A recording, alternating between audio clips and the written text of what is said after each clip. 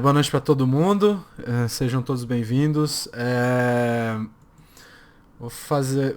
Hoje eu queria dedicar a refuá Shura, refuá da Tamar Batrut, da Fernanda Nazaré, do Michele Cassalino, Miriam Batsara, Marcelo Bass Lima, Ruth Batsim, Rayoná Batedit, José Eduardo Santana, David Ben Fortune, Baruch Ben Rivka, Rachel Batrut, Cícero Matos Leite, Miriam Hanna Preciado, Ana Carolina Steckelberg, Maria Coate, Rachel Bat Miriam, Felipe Abrão, Jaber e Paula Carolina de Lima Reis. Queria hoje vai ser uma dedicação especial para uma pessoa que essa semana foi uma semana de muitas emoções. Eu não dei estudo na semana passada, né? E acabou acontecendo muita coisa essa semana que se passou, né? E faleceu uma pessoa que me ensinou muita coisa, que a gente teve um convívio por muito tempo. E infelizmente ele faleceu essa semana. E então eu queria dedicar a memória do Eli Bussinger. Que Hashem abençoe a família, que Hashem tenha ele do lado e que a família possa descansar um pouco também. Porque foi emocionante a situação. Então eu queria de verdade dedicar isso a essa pessoa que me ensinou tanto com poucas palavras, em pouco que ele falava que eu tinha como oportunidade de conversar com ele. Sempre foi. É tá difícil de explicar. Bom, vamos pro estudo, porque senão eu vou ficar aqui. Vou ficar aqui um tempo falando dele e a gente vai ter um problema. Mas dedicado à memória dele, Bussinger, espero que Hashem coloque ele na corrente da vida de novo. Então, pessoal, animais caché. Paraxá dessa semana, Paraxá Shemini. A Paraxá Shemini é aquela Paraxá que tem. Ano passado a gente falou daquele assunto de. A gente falou nessa Paraxá da morte dos filhos de Abraão, né, de Aharon. Os filhos de Aharon morrem oferecendo o chamado Eshzará. Eu quase fui falar desse assunto de novo, mas eu resolvi falar de Kashrut. A gente vai explorar um aspecto da Kashrut que, bom, pelo menos eu nunca tinha dado uma olhada nesse aspecto aqui, que eu achei muito interessante. A gente vai... Porque a Kashrut é uma das Hukim, né? Aquelas mitzvot que a gente faz meio que sem saber o porquê, mas mesmo assim, nada impede a gente discutir, né? Nada impede que a gente discuta o motivo das coisas, né? Então, esses animais caché eles aparecem nessa porção. E aí, no fim das contas, a gente tem umas regras determinantes, né? Coisas que são mostra que é próprio para consumo e o que não é, né? A gente fala de animais, a gente não vai entrar naquela discussão de Adão e Rava antes eram vegetarianos, porque não tinha as regras e tudo mais. E depois de Noah que começa essa história, né? Não vou entrar nesse aspecto, mas hoje a gente vai explorar um pouco a Kashrut em si, né? Então, quando a gente começa a falar de Kashrut, a gente começa com os mamíferos, né? Usando um termo biológico, a gente começa com os mamíferos. E aí a regra, os simanim, os sinais que são usados para os mamíferos são dois. São cascos fendidos e eles devem ser ruminantes. Não pode ser só um, tem que ser os dois, tá? Então a Torá vai falar de 4 animais específicos que tem só um dos simanim, só tem um dos sinais da Kashrut, né? Se a gente ler na Paraxá, a gente vai ver uma coisa bastante interessante aí. No número 1 tem essa porção já que ele está separando os animais, esses 4 animais, né? E destes não comereis dos que ruminam e tem casco fendido. O camelo, que rumina e não tem casco fendido, ele é impuro para vós. Aí, o damão é uma espécie de um... Acho que chama coelho da Europa, uma coisa assim. É quase um marsupial, parece um marsupial. Ele é parente do elefante, mas ele parece um marsupial. Que rumina e não tem casco fendido, ele é impuro para vós. A lebre, que rumina e não tem casco fendido, ela é impura para vós. E o razir, o porco, que tem casco e é de unha separado em 2, mas não rumina, ele é impuro para vós. Ok.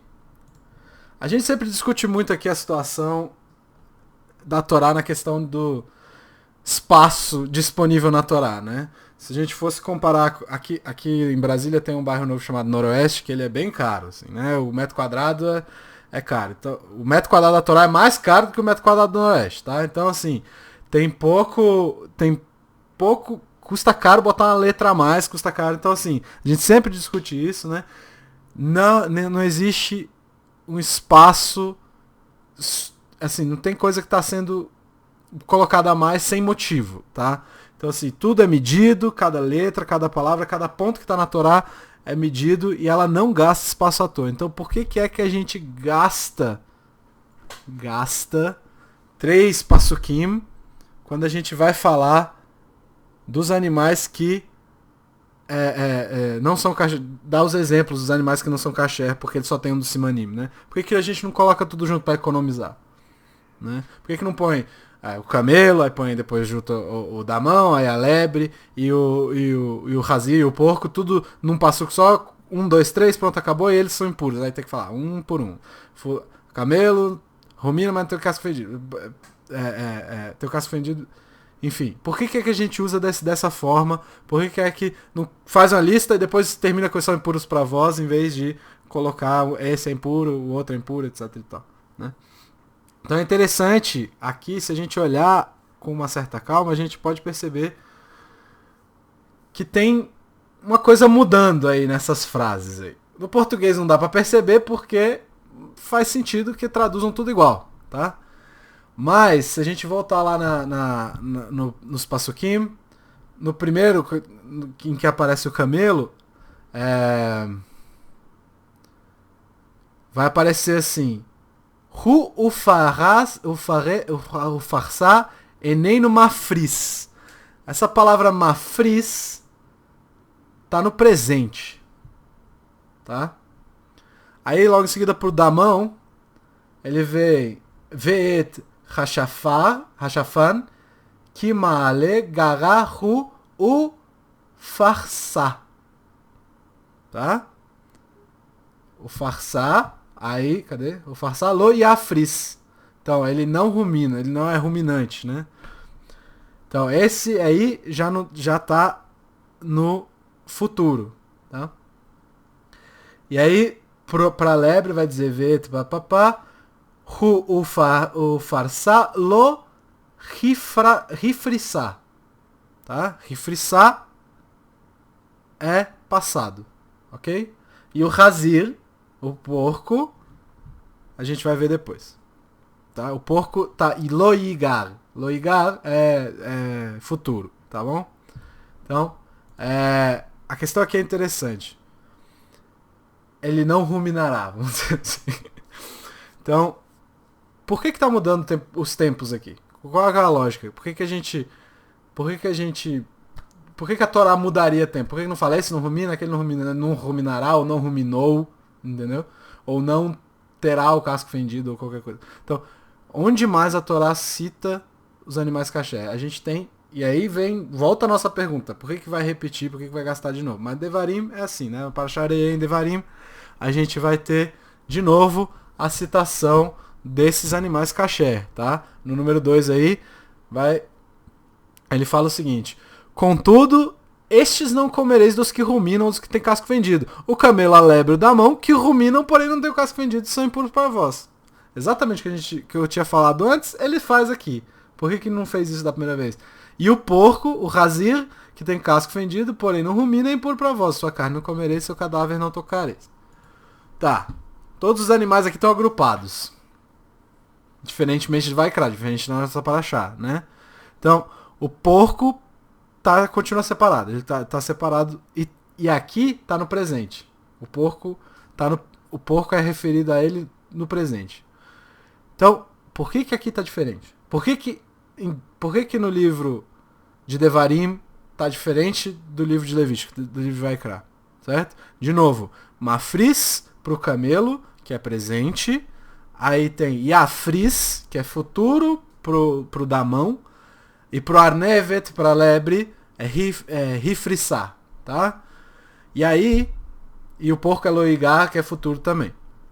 E agora tá todo mundo junto e o porco tá separado ainda e também tá no presente. Então, qual que é a lógica aqui? E aí, a resposta para essa pergunta é dada pelo Rabbi Mordechai Gimpel de Yafa. Ele explica, usando o Midrash, Tá, eu não botei na nota porque ia ficar um negócio enorme, mas tá no Midrash Tanhumi Shemini 8.3, tá? Depois se vocês quiserem dar uma olhada. Esses 4 animais representam as 4 galut nas mãos dos 4 impérios, de 4 impérios diferentes. Tá? Segundo esse Midrash. Então, o camelo, segundo o Rabbi Mordechai Gimpel, representa Bavel. O Damão representa Madai, que é a Pérsia. A lebre representa Yavan, a Grécia, tá? E aí, aí você pergunta, por que essas coisas, né? Mas a gente vai um por um. Mas Yavan, especificamente, é interessante porque o apelido do primeiro rei chamado Ptolomeu, né? Ele tinha outro nome, era Lagos, parece. E aí tinha uma referência direta com Arnevet, que é lebre. E aí eles evitaram... esse é o comentário do Rabbi Adin Steinsaltz no comentário dele do Talmud, né? E o porco se refere a Edom. Então, o camelo é Bavel, o camelo é a Babilônia, o damão é a Pérsia, a lebre é a Grécia e o porco é Edom. Seria Roma ou qualquer coisa parecida, né? E aí, esses 4 animais são referências a esses 4 impérios. É isso que o Mordechai Gimpel está dizendo. E para entender melhor isso, a gente precisa do Maimonides, a gente precisa do Rambam, tá?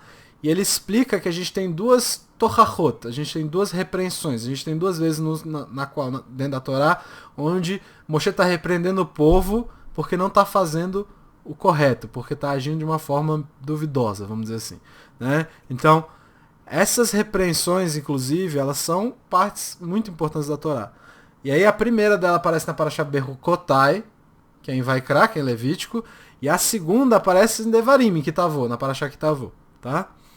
Só que a repreensão, segundo o Rambam, de Vaikra, essa primeira repreensão, ela se refere à época do primeiro templo, a época no qual o primeiro templo está em pé, tá? Enquanto a de Devarim se refere à época do segundo templo. E aí vale para quanto ele está em pé e depois que ele é destruído, tá? Então, a gente tem que perguntar quais são os impérios que têm relação com o primeiro templo. A gente Bavel, né? A Babilônia. O segundo Madai, é a Pérsia. E o terceiro é Yavan, a Grécia. A gente sabe dessas histórias, inclusive, né? Então vamos lá, Bavel. Por que Bavel... Então, aqui a ideia é a seguinte. A gente está juntando as duas coisas. O Mordechai Gimpel fez o seguinte. Ó, esses animais são referências. A partir dessas referências, a gente tem que observar como é que está o tempo verbal de cada um dos animais. E o que isso quer dizer.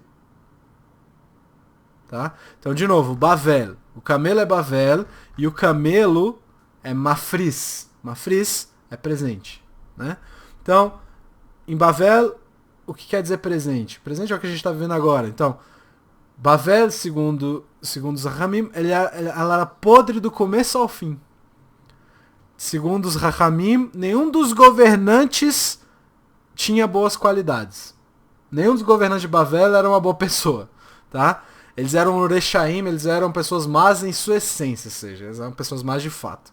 Tá? Então, o sinal de tumá, o sinal de impureza deles está no presente. Eles são impuros o tempo inteiro, tá? E isso é constante, beleza? Na Pérsia, é engraçado que o rei é chamado pela Gemara de Koresh, né? O rei Darius é chamado de Koresh. Porque ele mandou, segundo a Gemara, o pessoal voltar para Israel e construir o templo, né? E a Gemara vê ele com muito bons olhos, pelo menos à primeira vista, né? Número 3 aí, Rosh Hashanah, a Gemara fala assim, ele era chamado Sirius, Koresh, por ser um rei virtuoso. E Koresh vem de Caché, né? Depois de seu reinado, foi chamado de Artaxerxes. E aí a Gemara vai perguntar, qual que era o seu nome verdadeiro? Darius era seu nome. Aí a Gemara tem toda uma questão de... Isso aqui é difícil de entender. A Rabbi Tzhak diz... Isso não é difícil. Isso pode ser explicado da seguinte forma. No primeiro momento, foi antes dele se corromper, ou seja, ele é chamado de Koresh, ele é chamado de rei virtuoso antes de se corromper. E em segundo momento ele recebe esse segundo nome depois que ele se torna corrupto. E aí é interessante a gente ver a palavra, botei a palavra para corrupto aí em parênteses, que é Sheremitz, que é a mesma raiz de Hametz, tá? Então, assim, é engraçado que existe essa já conexão. O Shemini vem logo depois de Pesach e a gente já tem essa conexão com o Hametz. Então, a corrupção dele, no caso, é ter a ver com essa fonte do Hametz, né? Que em Pesach representa Yetzirah. Então, o que é a questão para a Pérsia? A Pérsia é o Damão, né? O Damão é Yafris. Yafris é futuro, tá? Yafris é futuro, então, segundo a Gemara, ele vai se corromper no futuro. Depois ele se corrompe. No começo ele começa bem, começa tudo certo, e no futuro ele vai se corromper, tá? Então, e aí Yavan, a Grécia começa mal, começa fazendo decretos que aboliram o Shabat, a Milar, a Shana, Rosh Chodesh, quer dizer, eles usam templo, mal usado e tudo mais, mas depois eles meio que fazem paz com o povo, e aí a lebre tem esse sinal de tomar no passado, ou seja, começou ruim e depois fica mais tranquilo. Tá? De novo, o sinal da lebre é no passado e ela tem usa a palavra rifriçar. Tá? Aí o porco. O porco, esses tempos que são usados para as palavras, esses tempos verbais que são usados aí, se refere a tomar, se refere a essa impureza dos reinados, vamos dizer assim, né, desses impérios. O porco está no futuro. Só que se a gente está falando que o Hazir, o porco, é Edom,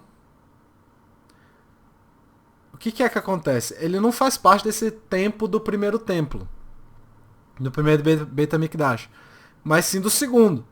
Né? Então ele tem que estar no futuro, porque não tem como, a impureza dele é lá pra frente, não é agora. Tá? Então Edom, porque Edom não era nada demais na época do primeiro templo. Já em Devarim, a Torahá, a repreensão que aparece em Devarim, todos eles estão juntos porque eles já não são mais relevantes na época do segundo templo. Esses reinados aí são necessariamente mais relevantes. E aí, o tempo verbal de Devarim é rifriçar, é no passado. Então já foi, isso aí já foi. Mas o porco está separado e está no presente, que é veloguerá. Tá? Edom está no presente aqui. Então, a gente já vai voltar no porco. Antes disso, é interessante a gente falar do simanim, desses sinais. Né? Os sinais que indicam se o animal é kasher ou não. Tá? Qual que é a razão? Existe uma razão para eles? Existe. Eles servem para você olhar e dizer, ele é kasher, não é kasher. Tá? Na verdade, que nem a gente falou, sendo a kasherut um dos decretos de Hashem, entender ou não é bem a questão, né? Segundo o Maimonides, todos os mandamentos no fundo são hukim. Todos os mandamentos no fundo a gente não vai entender tudo deles, não tem como. A gente pode entender uma coisa, a gente pode entender outra, mas no fim das contas a inteligência divina está acima da nossa capacidade. Mas o Rambam mesmo fala, mesmo sem entender completamente, a gente tem que buscar entender alguma coisa, a gente tem que buscar raciocinar em cima dessas coisas e entender o máximo que a gente for capaz nessas horas, tá? Então, o Nachmanides, o Ramban, com N no final, ele dá uma explicação para um dos sinais específicos. Só que engraçado que é um dos sinais que não aparece na Torá, tá? Quando a Torá fala dos pássaros, ela não dá siman nenhum. Não dá. Ela lista 20 espécies que são lo kasher, que não são kasher. Tá? Então, teoricamente, só essas 20 espécies não são kasher. Tá? Mas, como as coisas são, o Nachmanides, ele abre para criar uma espécie de tradição positiva, vamos dizer assim, pra gente, a gente tenha um leque safe, um leque que é sabido que são kasher, tá? Então no 4 aí eu botei parte do comentário do Rambam no passuco sobre os pássaros de Vaikra. Ele diz o seguinte: ele diz assim: a Torá não menciona nenhum sinal que identifica um pássaro não kasher ou para um ser kasher. Os nossos sábios de abençoada memória ensinam sobre os sinais dos pássaros em Hulim 59a. Ou seja, tem na Guemará onde é que estão, quais são os sinais. O principal sinal são as garras longas. Portanto, qualquer pássaro que tem garras longas não é que tem garras longas não é caché. A Torá manteve a ave de rapina, ou seja, né, ele está assumindo que garras longas se referem a ave de rapina, né? Longe da nossa alimentação por causa do seu sangue quente, devido à sua crueldade. Além desse sangue ser escuro e grosso, produz um humor ruim e induz crueldade no coração daqueles que o consomem. O Rambam está explicando de um jeito bem elaborado uma frase que eu acho que todo mundo aqui já ouviu. Você é o que você come, né? Então, existe um aspecto aqui, a gente não come esses pássaros, porque esses pássaros são animais cruéis, e essa crueldade de alguma forma passa pra gente, se a gente comer. Então, se a gente aplicar essa lógica de você é o que você come aos demais simanim, aos demais sinais de kashrut, o que é que acontece? Por que um animal que pode ser kasher, ele tem cascos fendidos e é ruminante? O que isso quer dizer? Né? Parece meio... vamos escolher 2 sinais aí, é isso. Parece meio aleatório, né? Qual que é o significado que aparece aqui de verdade? Né? O Gra, o Vinagaon, no Orotagra, ele vai explicar que de fato esses sinais seguem essa lógica que o Nachman descreveu. Ou seja, o você é o que você come tem a ver com o fato de eles serem kasher. Né? Os pássaros que são kasher são os pássaros que não têm crueldade, são os pássaros que vivem na boa. Os pássaros cruéis não podem ser comidos porque eles afetam a gente negativamente de alguma forma. E ele explica isso a partir de uma Guemará que aparece em Makot. Tá? No Talmud, em Makot 24a, eu botei no 5, se eu não me engano. Isso. Que é o profeta Habacuc, ele veio, estabeleceu as 603 mitzvot em uma. Ou seja, ele disse que todas as 603 mitzvot se concentram em uma só. E disse, o justo, porém, sobreviverá por sua emuná, por sua fé. Né? A tradução bem... não é muito legal do português, não, mas a gente fica com ela, que é o que tem por enquanto. Ou seja, o Habacuc está dizendo que tudo se refere, tudo se resume, todas as mitzvot se resumem a emuná. A midá de emuná. E o que é emuná? Eu acabei de falar que a tradução para fé é meio complicada. O que é emuná? A gente tem que explicar o que é emuná. Explicar emuná é um pouco complicado. Eu vou tentar deixar claro com algumas frases aqui que eu botei para vocês. É só acreditar em Hashem? Não. Não é isso. É o reconhecimento do único e benevolente Criador do Universo. Tá. Então acreditar em Hashem. Não, não é. Como é que a gente faz isso? Como é que a gente reconhece isso? Primeiro a gente reconhece que ele é capaz de entender tudo o que acontece. Essa é a primeira coisa. Então, se você entende isso de fato, você fica satisfeito com aquilo que você tem. A emuná depende de uma segunda midá, que é hispakut. Depende de simplicidade. Depende de uma midá que a gente chama em português tranquilo de simplicidade. Elas estão altamente ligadas. Aquilo que a gente recebe de Hashem e não precisar buscar luxo. Basicamente, essa seria a definição de emuná. É querer... é não ficar sempre buscando sempre mais no físico. No mundo físico. É você só reconhecer aquilo que você tem de bom e entender que aquilo é o suficiente pro que você precisa para ser quem você deve ser. Tá? Então, isso não quer dizer que você não pode querer mais. Isso não quer dizer que você não pode ir além das necessidades. Não é nada disso. Mas é dizer, você não precisa que a tua busca principal seja o luxo. É ser... não, beleza, já ganho tanto, mas eu quero ganhar mais tanto. Certo? Não é sempre o mais dinheiro, não é sempre o carro mais bonito. Eu acredito em Hashem, mas eu preciso de um carro mais bonito. Você precisa mesmo. Né? Ou qualquer coisa parecida dessas. Esses pensamentos, eles são contrários tanto à Torá quanto ao que está sendo dito aqui porque isso não é emuná, isso não é ter emuná. Quando você fala, não, eu acredito, eu quero seguir, eu quero cumprir as mitzvot, mas eu queria morar numa mansão, eu queria ter 23 carros na garagem, qualquer coisa parecida, isso é contrário à ideia da Torá. A busca por luxo é contrária à ideia da Torá. Então, segundo o Vilna Gaon, segundo o Gra, uma das midot mais importantes, se não a mais para ele, é essa que eu acabei de falar, Histapkut, tá? Que é simplicidade. É você. E aí simplicidade envolve um pouquinho mais, envolve você se alegrar com aquilo que você tem. E isso não quer dizer, ok, eu aceito o que eu tenho e por isso eu não preciso tomar antidepressivo. Não, é você se alegrar, tá? Você ficar feliz, você conseguir criar uma situação que é de felicidade, que é de simcha, você ter simcha com aquilo que você tem, mesmo sem você viver no luxo, certo? Você ter alegria com aquilo que Hashem te deu. Então, algumas pessoas recebem uma família maior, umas pessoas demoram um pouco mais para casar, outras pessoas casam rápido, outras pessoas têm um pouco mais de dinheiro, outras pessoas conseguem ser felizes comendo menos, entendeu? Então, tudo tem a ver. Você é diferente, eu sou diferente de todo mundo que está aqui.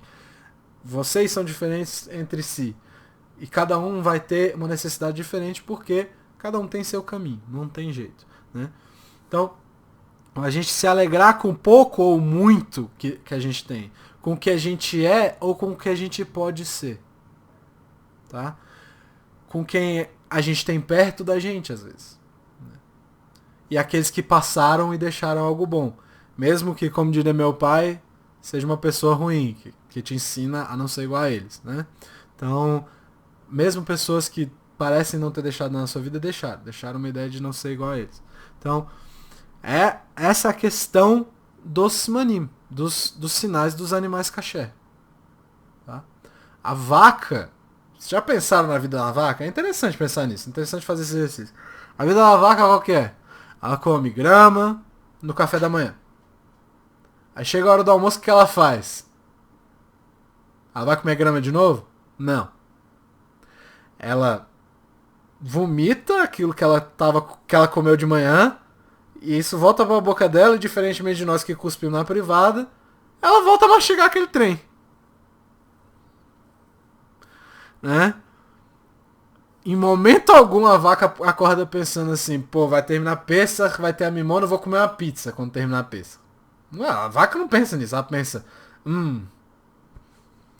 vou comer aqui o que tá no meu quarto estômago. Eu não lembro mais, faz tempo que eu estudei anatomia animal, então me perdoem aí os veterinários, ou o que quer que seja. Não sei quais que voltam, não lembro mais. Então, a vaca não acorda pensando, eu quero pizza. Ela acorda, vou comer grama, e eu tô muito satisfeito com esse pedacinho de grama que eu tenho. Tô tão satisfeita que eu vou aproveitar ela até o final. Certo? Aquele espacinho que ela ocupa é suficiente. Aquela grama que ela comeu uma vez é suficiente para comer várias vezes. Entendeu? Então, ela passa a vida comendo dessa forma. Tem muita gente... Eu depois que comecei a fazer dieta, essas coisas, as pessoas falam, como é que você consegue comer a mesma coisa todo dia? Eu não tô comendo exatamente a mesma coisa. As refeições, todo almoço é igual, mas... Né? E a vaca que só come grama, como é que ela aguenta, entendeu? Então, isso pra ela é suficiente pra ela se alegrar. Não é um motivo pra ela reclamar, não é um motivo... Ela vive a vida dela assim, e ela faz o melhor que ela pode com isso. E as vacas em si não são animais muito velozes, né? Em geral, já vi uma explicação, depois eu vejo a explicação veterinária aí do negócio. Em geral, os animais que têm casco fendido não são animais muito velozes, né? Eles são animais que não são muito capazes de pular em cima do outro bicho e segurar e tal. Eles são mais devagarzinhos e tal. Óbvio que tem exceções, mas em geral é isso. Os sinais de Tahará são sinais de animais... São sinais... Tahará é pureza, né? Os sinais de animais que são caché são essas demonstrações de simplicidade. Eles não precisam de muita coisa. Não precisam correr atrás de ninguém. Precisam só de um espacinho que tenha um pouquinho de grama. Só precisa daquela grama ali mesmo. Infelizmente ainda aí tem muitos animais que só comem ração, mas enfim, a ideia é essa. Né? O Saadia Gaon diz que todas as 613 mitzvot estão contidas na Sereta Debrot, né? Nos 10 mandamentos. E os 10 mandamentos, por sua vez, estão contidos no último dos 10 mandamentos. Qual que é o último dos 10 mandamentos? não desejar aquilo que é dos outros. Tá? E Hashem, o que Hashem te dá, no fim das contas, quer dizer, segundo o Saidegon, que o que Hashem te dá, você tem que aproveitar e se alegrar e não ficar olhando para dos outros. Tá? Isso é a definição de Emuná.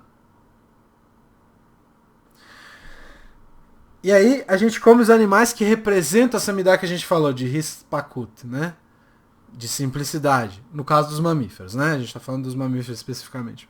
Volta a ideia. Você é o que você come. Você é aquilo que você come. Ou seja, o Ramban, de novo, o Nahman disse, olha, a gente não come as aves de rapina porque elas são cruéis. E se a gente come animais cruéis, a gente tem a tendência de ficar cruel também.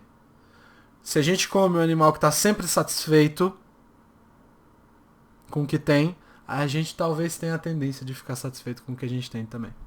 Tá? E aí eu botei algumas duas observações aí, tanto do Rabbi Shlomo Ibn Gabirol como do Rabbi Eliyahu Dessler aí, sobre Emuná, né? Sobre a midá maior que a gente está discutindo aqui. Né? O Rabbi Shlomo diz o seguinte, aquele que busca, número 6, aquele que busca mais do que precisa não é capaz de aproveitar aquilo que já tem. Busque o que você precisa e abandone aquilo que não precisa. Ao abandonar as coisas necessárias, descobrirá o que você realmente precisa. Ou seja, se você deixar de lado aquelas coisas que são irrelevantes para você de fato, aí você vai descobrir qual que é o teu caminho na vida. E o Rabbi Eliyahu Dessler diz o seguinte, seres humanos buscam inquietamente posses físicas, pois temos um impulso subconsciente que busca acalmar a angústia da carência espiritual. Todos os seres humanos têm essa vontade interna que não recebe nome. Normalmente, o desejo da alma pelo seu estado de perfeição. E a indulgência nos prazeres puramente físicos é um substituto meramente ilusório. Tá? Ou seja, não adianta. O buraco nunca vai encher. Alguém que já deve ter visto pessoas viciadas em compras, sabe? Compra um monte de coisa, abriu os pacotes, acabou a graça, tem que comprar mais. Talvez até alguém já tenha passado por isso aqui. O brinquedo novo dura 2 segundos, pronto, acabou, vamos pro próximo. Né? Então, Emuná é isso. Emuná tá ligado diretamente a como você lida com as coisas que você tem. Tá? E aí a gente é obrigado a ir para um passuco que é muito interessante nos Terrilim. No Salmo 40, no Passuco 9, número 6. Ih, tem 2 números 6, né? Então, número 7. Número 7, que é 6 aí. No Salmo 40, Passuco 9, diz o seguinte, sempre almejei cumprir tua vontade, a tua Torá está no íntimo do meu ser. Só que aí tem essa palavra em negrito no hebraico aí, me'ai. Essa palavra, segundo o Arachaim Akadosh, significa intestino. Então deve-se ler, sempre almejei cumprir tua vontade, pois tua Torá está nos meus intestinos. Pois o intestino tem comida que está governada de acordo com as leis da Torá. Ao tomarmos cuidado com aquilo que comemos, isso facilita a nossa busca por Ruchniut. Ruchniut é espiritualidade, né? Então assim, né, de novo, nada que eu falo aqui, isso é o Matias que está inventando. Eu trago as fontes justamente por causa disso. Né? Então, se a gente considerando tudo isso que a gente falou, se a gente voltar ao Hazir, se a gente voltar ao porco, o que acontece? O Arachaim, ele escreve, o mesmo que acabou de escrever esse negócio dos intestinos, ele escreve a partir de um comentário de Hazal, do nosso Rahamim, que o nome Hazir tem a mesma raiz da palavra lechazor, que é voltar. E aí ele faz um comentário que é, no mínimo, polêmico. Que os Hazirim um dia serão kasher. Os porcos um dia vão ser kasher. E aí a gente vai, obviamente tem um problema. Isso vira uma marloca, isso vira uma discussão, né? Porque a Torá não muda. A Torá não vai mudar. Como é que essa regra de que o animal que não tem que tem casco fendido, mas não rumina e ao mesmo tempo tem o casco fendido, né? No caso, tem um sinal, mas não tem o outro, vira caché. Ou seja, se a partir de um momento essa regra de que o animal tem casco fendido, mas ele não rumina, isso vai virar caché? Não. né? E o Or Haim diz que no dia que for permitido, esse porco vai se tornar ruminante. Tá? Ou aí vem as explicações um pouco mais modernas, ou vai aparecer um porco ruminante, né? Questão de evolução e tudo mais. E aí é interessante a gente observar o animal em si, né? O porco, se alguém já viu um porco, ele parece não ter pescoço, né? Parece que é uma cabeça grudada no corpinho, e é isso. Né? Tanto que pra virar, pra olhar pra trás, ele tem que virar. Né? E aí o Hatam Sofer, ele usa essa ideia pra dizer que ele tá associado diretamente a Edom. Essa que é a explicação. Porque Edom não tem um intermediário entre cabeça e corpo, tá? Entre a cabeça de Edom e o corpo de Edom, não tem intermediário. O que é a cabeça de Edom? É o Yetzer Hara. É o Malachamavet, como a gente já diria, né? Então Edom está diretamente ligado ao Yetzer Hara. Assim como a cabeça do porco está ligada diretamente ao corpo. Mesma coisa vale para Israel. Israel é comparado a um dag, a um peixe. Né? O peixe também não tem pescoço. Só que aí a diferença é que a cabeça de Israel é Hashem. Então não precisa de intermediários, certo? Então o Hofetz Haim, ele faz uma pergunta interessante. Os animais kasher, eles são kasher porque eles têm os simanim, eles são kasher porque eles têm os sinais, ou eles têm os sinais porque eles são kasher? Ou seja, a razão de eles serem kasher é porque eles são kasher de fato, ou a razão para eles serem kasher é porque eles têm os sinais? E os sinais, no primeiro caso, se eles são kasher de fato, os sinais só seriam uma reflexão disso. Né? O que torna o animal kasher? É ele mesmo ou o sinal? Essa é a pergunta que ele faz. E aí ele fala que essas características o tornam kasher. Ou seja, são os sinais que fazem com que o animal seja kasher. E aí, a partir disso, o porco nunca vai ser kasher, porque ele não é ruminante. Né? Então, o que torna os animais seriam as características, kasher seriam as características segundo o Hafetz Haim. O Maimonides, o Rambam, por outro lado, ele diz que é um sintoma. Que esses animais já são kasher. E aí o sintoma dele ser kasher é ele ter os sinais. Tá? Mas e aí sugerir que o porco é kasher fica difícil de qualquer forma, né? Porque teria que ser um bicho parecido, aparecer um bicho parecido com um porco, que aí sim tem os sinais e é kasher. Porque se os sinais são um efeito deles serem kasher, ele não é kasher agora. Ele não tem os sinais por causa disso. Então, ele vai fazer techuvá? Sei lá. Como é que vai explicar isso? O porco faz techuvá. Pronto. Aí ele agora é kasher, porque ele é bom agora. Né? Então, fica meio complicado. Essa discussão é interessante, eu quis trazer só a ideia. Então, vamos finalizar com uma ideia, com essa ideia que a gente falou de que a comida, de alguma forma, afeta a personalidade, ou até mesmo a espiritualidade, o anseio espiritual das pessoas. Né? Mas a pergunta que fica é: e se a pessoa não foi criada comendo kasher? Como é que a gente faz? Né? A gente tem um conceito muito interessante quanto a techuvá na tradição judaica. Primeiro, se a techuvá for considerada mirat, ou seja, se você corrigir as coisas por temor, por medo, qualquer transgressão que você cometer, sabendo que você cometeu, ela se torna o beshogeg, né? Ela é beshogeg. Ela vira como se fosse um erro sem querer, um erro que você não sabia que você estava cometendo. Então ela não tem um peso tão grande. Só que se a techuvá for feita miahavá, com amor, aí a coisa muda um pouco. Essa é joia, como já diria Abraão. A techuvá miahavá é joia. Por quê? Porque se a pessoa, ao ver a beleza da Torá, ao entender entender tudo isso que a gente está discutindo, por exemplo, ao ver que aquilo ali é real, com amor, né? Decide mudar os jeitos, as formas de agir por amor, e medo não tem nada a ver com isso. Medo é uma coisa que não tem muito a ver com essa história. Mas é por amor, é por falar, cara, isso é a coisa certa a se fazer, e eu quero ser desse jeito, né? E aí o Hatam Sofer ele explica que todas aquelas refeições... Porque o que acontece? Quando você faz Teshuvah Miahavá, todas as suas transgressões elas viram de cabeça para baixo. Elas viram mitzvot.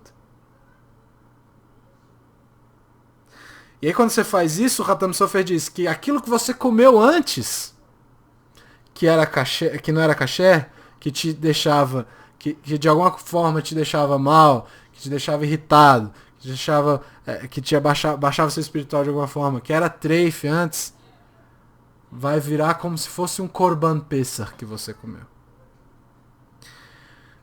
Não só um Korban Pesach, não só um sacrifício de Pesach, mas em Yerushalayim, diz o Hatam Sofer. Em Jerusalém. A gente fala todo ano na Haggadah, né? Quem tá na Galut, ano que vem em Yerushalayim, né? E aí é engraçado, se isso que o Hatam Sofer tá falando é real, o que acontece? Não existe nenhum tzadik, nenhuma pessoa gigante que nunca cometeu nenhum erro na vida, que teria essa quantidade de korbanot de Pesach no currículo. Porque só tem um por ano. Né? Então, o que é que aconteceu? O que é que acontece aqui? Alguém que cresceu com mais dificuldade, mas conseguiu mudar e chegar no céu e chegar nos céus depois de aceitar que estava errado, depois de fazer a Teshuvah Miahavá com amor, ela vai receber o mérito como se fossem Korban Pesach. Tá? Então, obviamente, é longe do ideal comer errado, de propósito, para depois tentar consertar, tá? Não tô falando para ninguém fazer, olha lá, o Matias falou que vou comer aqui um monte de coisa errada e aí vou fazer minha Teshuvah e tá tudo certo, pronto, agora eu tenho mais Korban. Não é isso que eu tô falando, tá, pessoal? Devagar, né? Vamos com calma. A ideia é que você tem chance de se recuperar, certo? Tem chance de reverter. Da mesma forma com que o treif tem a possibilidade de afetar nossa Neshama de forma negativa, o Hatam Sofer diz que uma vez no ano a gente pega um item kadosh e come. Uma vez por ano a gente faz isso. O que ele está querendo dizer? É como se você comesse, sei lá, em vez de você botar o tefilim, você comer o tefilim. Mas, né, em vez de botar o item que tem essa santidade inerente no braço, ou se cobrir, ou ler nele essas coisas, você consome aquilo. O que é essa coisa? É a matzah. Acabou de passar, né? Então, a gente coloca a matzah dentro do nosso corpo, digere e aquilo passa a fazer parte do nosso corpo. Então, a gente está saindo de Pesach, em que a gente come matzah, a gente consome a mitzvah, né? E a gente tem aqui uma conexão direta entre a Parashat Shemini e Pesach, que a gente estava falando no começo. Né? E agora a gente pode entender um pouco mais de como o Pesach é tão importante. Que tem essa força, né? Já que a mitzvah dá a força para que a gente busque um relacionamento com Hashem e dá essa chance da gente crescer mais ainda por dentro e melhorar nossas midot, melhorar nossas características e nos construir para receber melhor a Torá, para ser um recipiente melhor para conter a Torá, né? E aí eu termino com a frase do salmo que a gente leu mais cedo: La'asot retzonecha Elohai hafatzti vetoratecha betor meai. Sempre almejei cumprir a tua vontade, a tua Torá que está nos meus intestinos. Nós somos aquilo que nós comemos. Agradeço a paciência de todo mundo. Muito obrigado. E aí, eu vou abrir pra gente conversar um pouquinho depois. Obrigado, pessoal.